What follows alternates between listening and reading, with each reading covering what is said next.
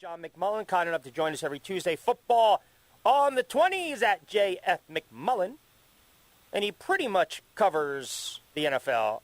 It pretty much seems for everyone, but we always enjoy Johnny Mac joining us on Football on the 20s. Don't forget him and Jody Mac, Burst 365, Jacob Media, Philly Voice. Just too many to just keep up with. Johnny Mac, how are you? I'm doing well. How are you, Rich? I am doing very well, my friend. All right, let's get into it. The news coming down, which, quite frankly, I don't think is shocking with Sean Payton deciding to step away after 16 years with the New Orleans Saints. But it is, I kind of add to this, right, John? You've got Rodgers, Brady, and now Payton, right? So it's almost like a third act, right, in this tragic play where we might be seeing some of the all-time greats basically decide, you know what, this is it for us. So I want to get your thoughts on Payton. And do you think this quote-unquote stepping aside is going to stick? Well, I don't think it's going to stick long term. I think he's going to be back, whether it's a year or two down the line. I do think it's going to stick short term, and he's going to walk away for a little bit. Who knows? There's a lot of speculation that Amazon's going to get involved in the NFL TV package. He might be involved with that. But, you know, people assuming coaches or players are going to be good on television is not necessarily the case, so you have to see how that would shake out. But ultimately, I expected him to be back as a head coach, and everyone's going to focus on Dallas, and rightfully so. He's got a home there. People forget before he left for New Orleans, he was the assistant head coach under Bill Parcells, and Jerry Jones has a ton of respect for him. And I think if he wants that job, he can have it. Basically, he could probably have it now if he wanted it. Yeah. They wouldn't hesitate. The problem is he's still under contract, so you'd have to give something significant up, so that would complicate things from the Saints' perspective. But, you know, I mean, let's be honest here. You can be burned out. Yeah, no doubt. But I guarantee you, if Drew Brees was still there playing at a high level, he wouldn't be burned out. I agree 100%. And to your point, listen, he's an upgrade over Mike McCarthy. I mean, I think 100%. Oh, sure. Yeah, I think 100%. So if you're Jerry Jones, why not open up the checkbook? Money's not the problem. Money's never the problem with Jerry. You're going to have to give up significant compensation from a draft perspective. It'll cost. You'll have to essentially trade for Sean Payton as a coach. So that's the complicating part. Whenever it's money, that's not much of an issue for Jerry Jones, especially, remember, front office coaching, there's no cap there. You can spend what you want as far as money goes, but he remains under contract with the Saints. He's retiring, so that'll continue. They still own his rights, so to speak, so you have to work something out. I want to go through last weekend's games with you, kind of encapsulate each and every one, spend a minute or two on the Saturday games for a second. You got Cincinnati and then the Titans. Cincy wins at 19-16. I mean, you got a quarterback that got sacked, it seemed 100 times, and yet keeps slipping. I hated the play call late by the Titans. I don't know. Do you subscribe to you get the bye, you were banking on Henry coming back, well rested, it didn't pan out. You should have stuck with Foreman a little longer. You're not going to win with Tannehill, or in your eyes, you know, the Titans were just that weak seed and Cincinnati was the better squad. Well, I did think, and I think I mentioned it on the show, Tennessee's about the worst number one seed you can have. I didn't look at them as a legit number one seed. Now, I still thought they would win the game or have at least a really good chance to win the game. It's interesting, you say Ryan Tannehill is probably not up to snuff, and certainly when you compare him to other quarterbacks, that's certainly the case. But I think it's the exact opposite. If they just would have pressed the issue offensively, they would have won that game. You might have had some turnovers, you might have had some ugly moments, but they would have won that game. Yeah. Anytime you sack the quarterback 9 times and you don't win. I said the same thing Monday. I mean, I say this all the time. You can win a lot of ways in this league. You saw it in San Francisco. We'll get to that, but with San Francisco. But, you can't count on a block punt, a block field goal. You can't count on things happening week after week. You win with explosive offense in the modern league. At least, you win consistently that way. And Cincinnati was not equipped with that offensive line to do a lot of things against that defense, but they played right into their hands because they didn't try to win the game. And if you're the two coaches who are going to get the most votes for Coach of the Year are Mike Vrabel and Matt LaFleur, and they were both terrible. They were both terrible in big spots, and sometimes it happens. Yeah, I think with Vrabel, they look at the fact that you lose Henry, but to your point, you're right. And it's amazing because we saw what Andy was able to do Sunday. All right, but let's get to, you mentioned that 49ers squad, and, you watch that game by Aaron Rodgers. They made a ton of defensive adjustments, did the 49ers in the second half, and I thought when Jimmy threw that pick down 7-0 to only, potentially give up 3 or 7 the other end, and they get the block field goal. If they go in the locker room down 10-0, 14-0, that's pretty much all she wrote. But hey, defense played well. They were able to get some, the big clutch kick, obviously, by Robbie Gould. They held Rodgers in that offense in check. I had him outright, Johnny Mac. I took him on the money line. I've been preaching to the choir about the 49ers for a while now. What were your thoughts on that game as a whole, and what's your thoughts on Rodgers moving forward? Well, I also picked San Francisco to win the game, so that part's not a surprise. Now, I didn't think they'd play as poorly as they did offensively. That's one of the worst games I've ever seen from Jimmy Garoppolo. He was a disaster to the point when he would drop back, you would cringe and say, what's he going to do now? And it was interesting because early in the game, he had that nice pass down the seam, and Kittle dropped it. You don't expect that. And he seemed to lose confidence from that point forward. And then, as I said, it became, all right, Green Bay's going to win this game 10-3 because they can't get anything done. And here comes not only the block punt, which is obviously the big play, but he had the block field goal earlier, and those Green Bay special teams, we mentioned that. They've been a disaster all year. And then I think it was the 3rd and 9. I think it was 3rd and 9. It was 3rd and long, where Deebo Samuel runs for the first down, essentially wins the game. I don't know what to call Matt LaFleur other than a lead coach, because he's not a head coach. He doesn't pay attention to the defensive side of the ball. He doesn't pay attention to special teams.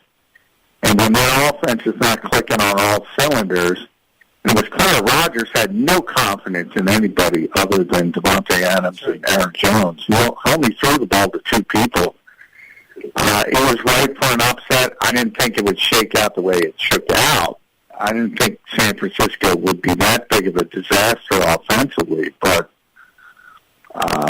they are proof positive you can win in different ways. Absolutely. The problem is, Rich, you can't they can't go into this week and say, well, block punt, we'll get a block punt again. Yeah. We'll get a block field goal again. No, you got it. That's why the margin of error is smaller when you have to win that way versus the way Kansas City won. Yeah, no doubt. And the 49ers will be 3.5-point dog against the Rams. All right, so what do you think is going to happen with Aaron Rodgers?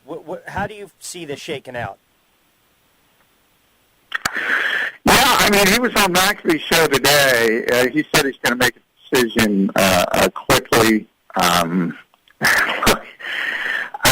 I don't know. Green Bay's a disaster without him. People are down on him because of the way he played. And then you have the vaccination stuff, and people get off on shaming people and all that. That complicates matters. His age complicates matters. The fact you drafted Jordan Love complicates matters. But if they don't bring him back, they're going to understand how the other half lives for the first time in over a quarter century. It's still a bad division. I don't know how you don't try to bring him back and try to run it back again because, again, we'll go back to LaFleur, 13 wins, 13 wins, 13 wins. Yep. Well, that's going to turn into 6-7 next year. No doubt. We don't have Aaron Rodgers. Yeah, they got spoiled. They got absolutely spoiled. Oh, God. Now, do you think this turns into kind of the Brett Favre, you're waiting with bated anticipation and breath, or maybe teams are thinking they're going to stick all their eggs in one basket and think, hey, maybe we can kind of sway Rodgers to come this way? I mean, because I'm thinking if you're a franchise and you hear this, whether it's Brady or Rodgers, but let's focus on Brady for the moment, you have to go about your business thinking Aaron Rodgers retired or he's going to be back with Green Bay. You can't hope that, hey, he might be available. Well, you got to make it, and that's the thing. And from his perspective, that's why he has to make a decision early as well, because you have to let other teams know they have to plan for their season next year. And if they can get Aaron Rodgers, Denver, we'll use Denver as an example, well, yeah, you go all in. You got a roster that can go from, even in a difficult division, that can go immediately to, at worst case scenario, 11, 12 wins. And if you're in that category, you start talking about playoffs and a significant playoff run. So, but you have to let them know. You have to let them know early. And they have to make a decision or they have to go in a different direction. So that's why I think he's very keen on making things very clear earlier this time than last year when things started dragging. Because you want the most amount of teams bidding for your services as possible for a lot of different reasons. But the more teams that declare their intention, obviously they get crossed off the board. Yep. Yeah, it's an excellent point. And then you got Tom Brady and the fact that I found it ironic that hours before kickoff on Sunday, you get the Brady story, which starts to take a little legs, and life of its own. And they come out and they look flat. He doesn't play particularly well. I tweeted out that offensive line is going to make his decision pretty easier. I mean, because the Rams were able to get on him constantly. For the first time now, I really think he is at home with the family, really contemplating this. And here's another thing, right? You got some cap issues with Tampa Bay. That's an older team as well. I don't know. I think that was it for Tom Brady. And people will sit there and say, you know what, Rich, he's a competitive guy. I think it's going to be one more year. I don't know. Yeah, I mean, I do think it's a family issue, but, as things tend to go on, you get to this process right after the season, everybody's disappointed, you lose a game you think you're going to win, you play poorly, he still came back. They were just a disaster. Horrible. And how important is Tristan Wirfs to that freaking offensive line? How about this, Johnny Mac? How about the fact, the one player you can't allow beat you is Cooper Kupp, and then they decide, you know what, we're going to blitz right there. Oh, yeah, I mean, Todd Bowles alone shouldn't get a head coach for that call. I mean, I hate to pick on the guy, but that is the worst. That's the worst call. That even Tony Dungy went to social media and said, "Dude, what are you doing?" I mean, and Tony's the nicest. Tony's the nicest guy in the world. Yeah, he's not. And there's no timeout. Coaches, none. That's the only thing you can't do is blitz, cover zero, and let them get a big play down the field. That's the only thing you can't do, and that's what he called. Oh, well, Todd Bowles is a great defensive coordinator. Yeah, come on. He's a horrible head coach. Yeah. Come on. We saw. We all make mistakes, but that rules you out. You shouldn't be that emotional in that type of situation. Yeah. But I'm not hiring that guy. No, it's bad. I mean, and then Brady's probably thinking to himself, oh, my God, the hoodie would have never allowed this. But be that as in May. And then you turn around, and listen, good for Stafford, man. Good for Stafford because I've been on the Stafford wagon for a long time now, and people have really... Yeah, you have been. You talked about how talented of a quarterback he was. And then you get the madness that was Buffalo and Kansas City. Now, we were going off yesterday talking about this game. Me and my friends probably had 1,000 texts on our thread going back and forth. I think I had 26 cups of coffee like Kramer and Seinfeld with the cafe latte on Twitter let's start with this. I might have to call it Jackie Childs. So, the end of the game. I want to walk me through the Johnny Mac insight here. The mindset of if you're Buffalo with 13 seconds left, you kick off or you squib. I want to know what you're thinking. No, you don't do either. You don't want to squib it because somebody can if it's a bad kick, then somebody can grab it at the 30, 35 and down it, and you don't lose any time. You lose a second by rule, and then you still have time to get into field goal position. So you want to do the mortar kick is what they call it, where you kick it off. And you have to have a kicker who can do this and the kicker you trust. But if you're an NFL kicker, you should be able to do it. Well, you want them to just put it up at about the 10-yard line and force them to return it. And if you do that, look, if they down it, and they're at the 10-yard line. You only lose the second, but you're in really good shape. Yep. If they return it, which they probably will, the game might even be over. That's right. Because they might start going into the lateraling and just the desperation mode. So yeah, there was a lot of bad coaching in this weekend. And clearly you should be at the top of your game. Sean McDermott, look, you gotta let your guys know. No, we gotta force them to return or declare or do something on this kick. You just don't kick it out. And then Leslie Frazier, even though they did do that, made that mistake, what are you doing? We just talked about Todd Bowles. What are you doing with 13 seconds left? Horrible. Now, they had some timeouts at least. Yeah, but you single release on Kelsey? Are you kidding me?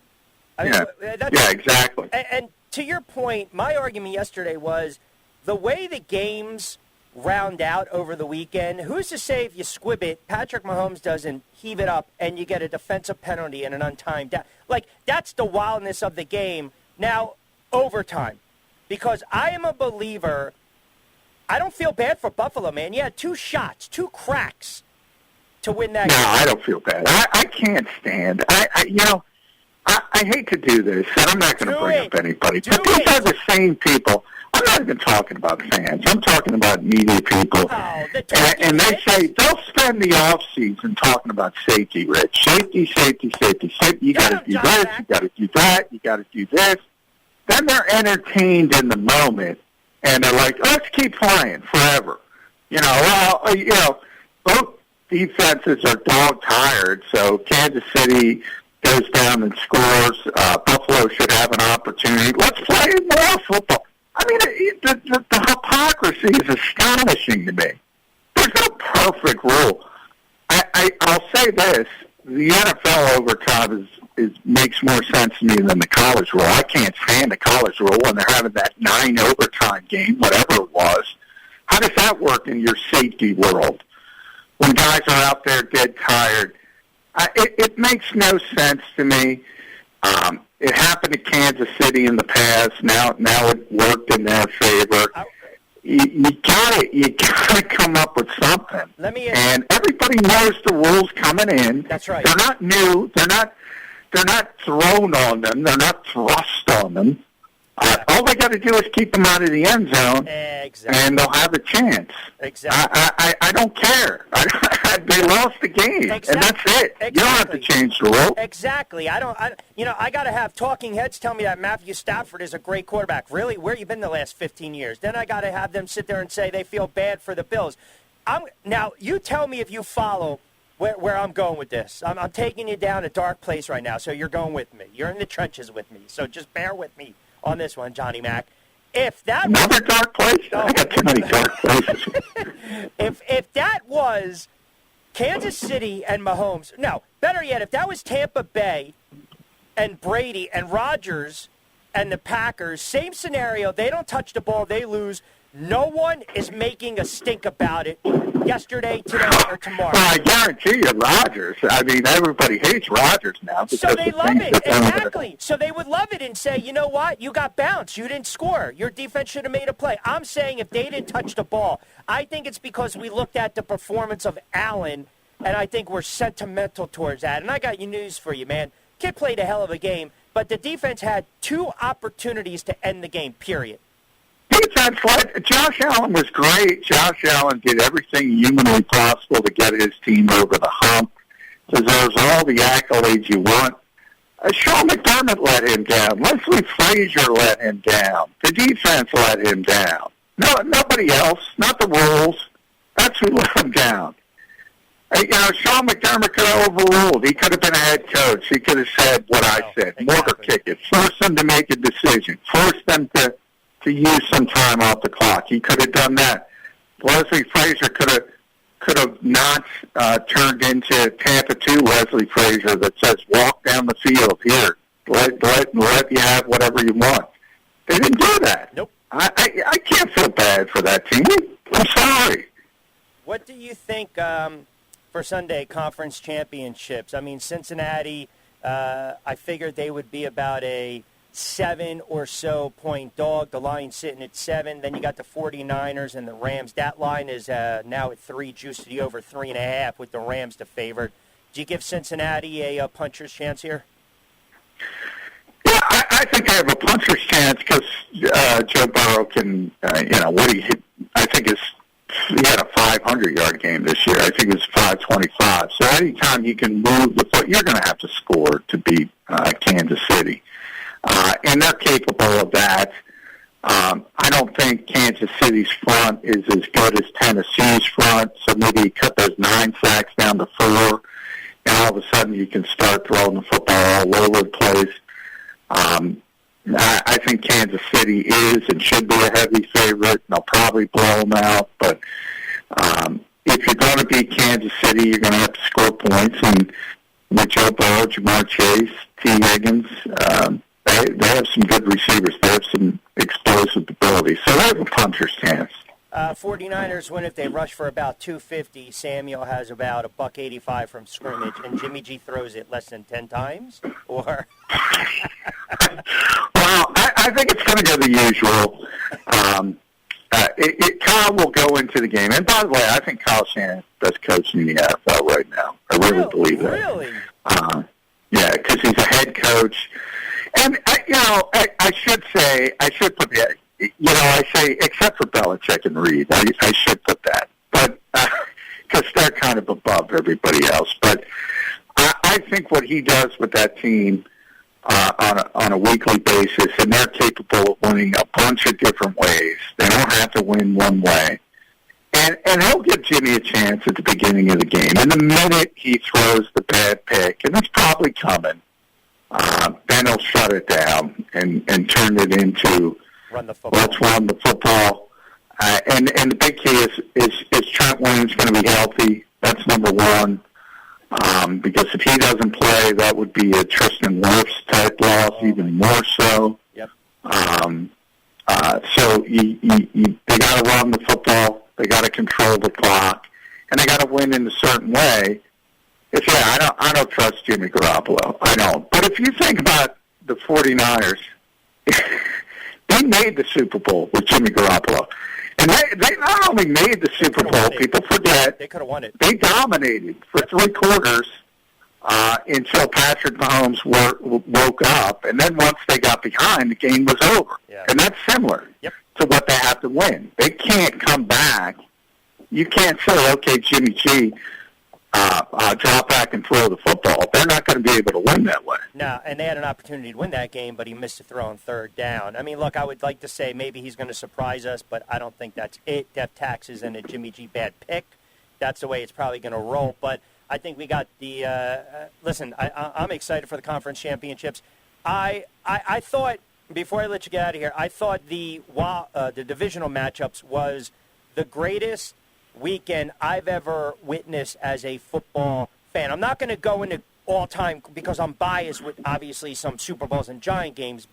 Well, I'm going to go the boxing route with you, Rich, because this is the brilliance of the NFL. Hearns, where are we going? And you'll get this, and you'll get this obviously more than most people.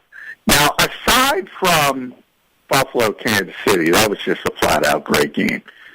You saw some bad, stinking football with Tennessee, Cincinnati. Yeah. Early in the Tampa Bay game, that was some bad football. But it was like a Sugar Ray Leonard fight, right? You don't fight the first 2 minutes. You only fight the last minute. That's right. And that's all anybody remembers. Yep. So when you have a walk-off, they're like, the drama, what a great game. I got to cut you off for a minute. Please, I'm begging you. You are the best. You have this part of me. You're in my heart, but I cannot take the phrase walk off. Yeah, I'm telling you, that's exactly what the NFL is. They have all this drama at the end, and it makes you forget the beginning. Except for Buffalo, Kansas City. That was just flat out great. It was great. Unbelievable. I need the networks to stop saying arm strength, arm talent, wingspan, and walk off. You don't like arm talent? Walk off? You don't like walk off? Baseball. You can't use it for the NFL or the NBA. Just that's trademark. Jim Gillis didn't like it for baseball. Picked up, you know what? There. Johnny, it's a game winner. There we go. Oh, my. I think I had about 6 lattes today. All right, Johnny Mac, you are the best, my friend. I appreciate you jumping on board. By the way, we just got the ratings come out. Station had its biggest growth, and you are certainly a part of that, so I appreciate you jumping on board all the time. Thank you, Rich. Appreciate it. All right, you got it, pal. Be well. There you have it. John McMullen. He's the best. Johnny Mac. And he used a phrase that I despise. That's the problem. I don't know. Do I cut him off? Do I give him a pass? I just don't know. Walk off. All right, we'll walk off on the break and come back.